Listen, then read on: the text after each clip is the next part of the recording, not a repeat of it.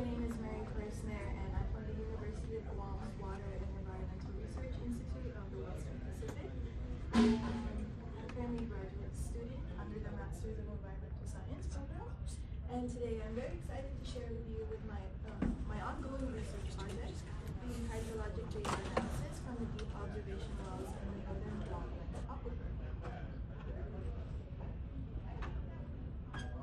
So Guam is a U.S. territory that is located in the Western Pacific Ocean.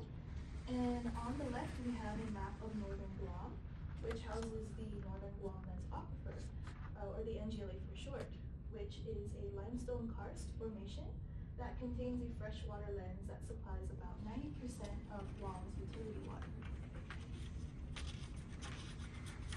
And here we have a cross-section diagram of the NGLA, in which we can see the freshwater lens floating on top of the much denser salt water within the limestone bedrock.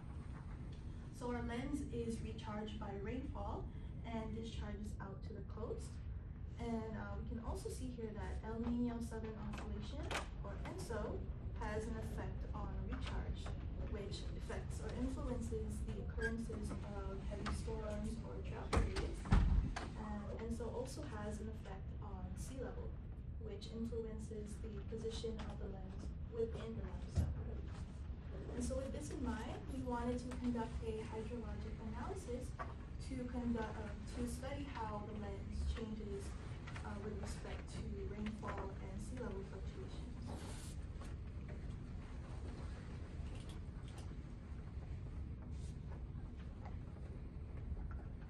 So in order to study freshwater lens dynamics, we have several deep observation wells installed within the NGLA. So a deep observation well, or a DOW, is essentially a deep vertical pipe that penetrates through the freshwater lens all the way down to the underlying saltwater. And so for my study, I will be focusing on 8 deep observation wells in 3 different aquifer basins. On the bottom right, I included some pictures of me and Skylar from USGS's Pacific Islands Water Science Center in Hawaii. So they come to Guam every January and July to collect CTD data, or connectivity temperature and depth data, from each of the wells. And here's the probe that they use, and this is the EX10 DOW in Tumho Basin. But for today, I'd like to focus on one DOW in particular, the WERI DOW.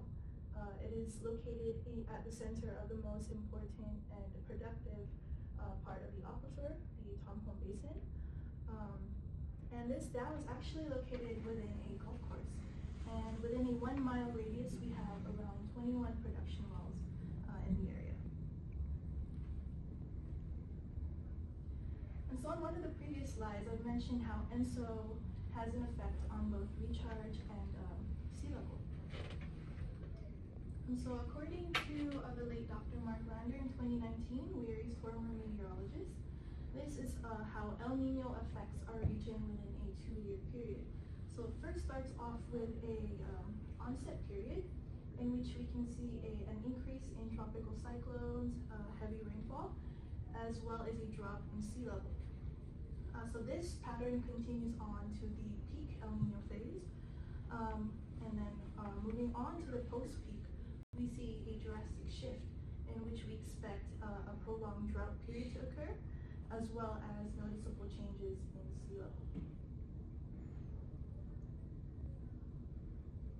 And so here we have a hydrograph of the WERI DOW. So this first graph is just the ENSO Oceanic Nino Index, or ONI, basically a record of all the El Nino and La Nina events over the years, with the positive 0.5 values and above being El Nino, while the negative 0 values and below being the La Ninas. Next we have seasonal rain on the second graph. So these yellow, orange, and the special green bar represents rain from the dry season, from January to June, while these different shades of blue, these blue bars, represent rain from the wet season from June to December. These gray bars at the back are essentially just the total annual rainfall for each of the years.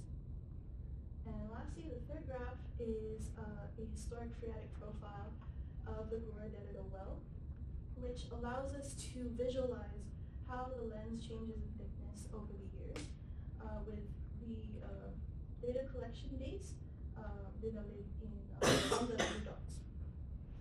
On its secondary axis, we have daily rainfall from the NES and Dededo rain gauges, as well as the prominent typhoons and heavy storms that have passed through Guam from the years 2000 to 2024. And so by looking at this 24-year hydrograph, we've came across and observed three general trends. So first is an increasing trend, an increase in thickness, which is enclosed in this blue dashed box. Next, we have a decrease in thickness in red, for example, right here. And lastly, we have a much more steady thickness enclosed in this black dashed box.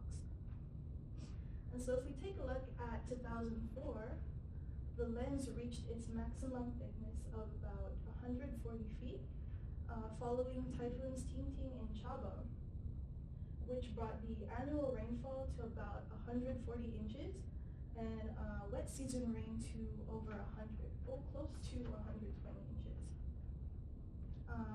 Following that, from 2005 to 2008, we had a decrease in thickness brought upon by annual rain that was less than 90 inches and wet season rain that was less than 80 inches. So this resulted in a negative 9 feet per year decrease. Following that, from 2008 to 2012, we observed a period of steadiness where the lens only fluctuated to about 1.2 feet per year within its minimum and maximum thicknesses. During this 5-year period also, we